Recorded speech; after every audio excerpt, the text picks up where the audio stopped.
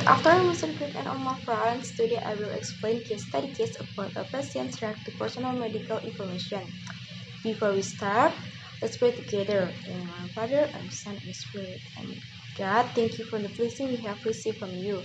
This as always in your hands. Now we will start to the final test English. Please bless us. Amen. Send process of associate pray for us. In the name of our Father, and Son, and Spirit. Amen. So for the first, what is the case in case study 3? Dr. R, director of the psychiatric clinic at the local hospital. Dr. R is afraid of Miss X might hurt himself.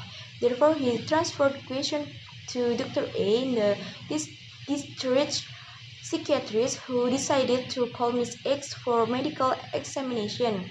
Miss X came to Dr. A clinic. After talking to Miss X, Dr. A concluded that even though she was paranoid, there was no reason to force him to receive mental treatment. Nevertheless, Dr. A advised him to surrender to mentally, and Miss X rejected Dr.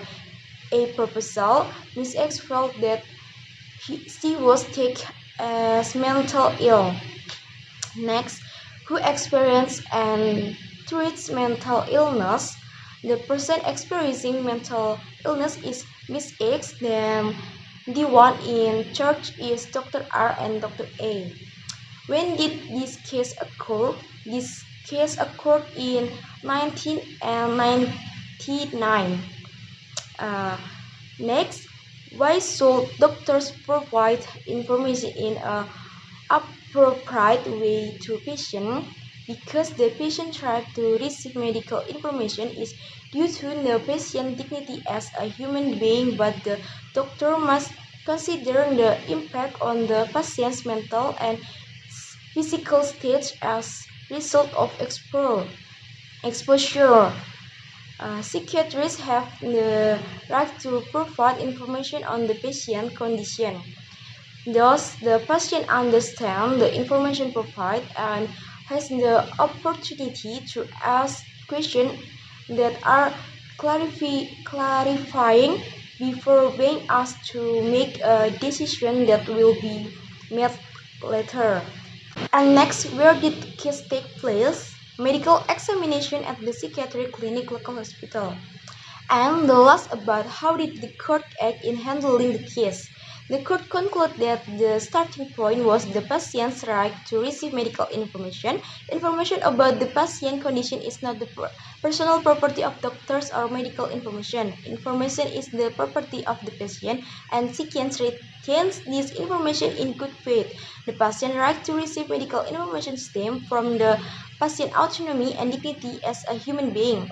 Since the doctor's goal is to benefit the patient and not to harm him, he must be careful with respect to a particular patient, which information should or should not be disclosed to them. It should be noted that the reason for not disclosing such information is not protect the patient.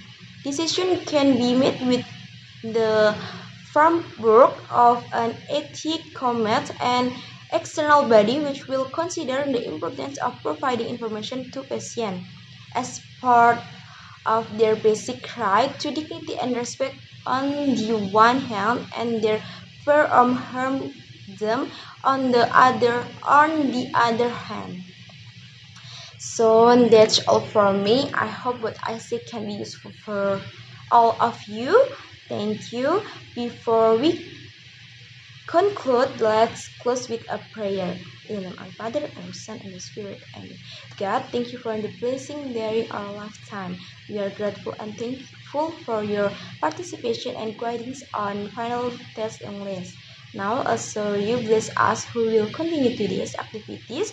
You bless and you are always with us. Amen. Send process of associate pray for us. In the name of our Father, our Son, and our Spirit. Amen.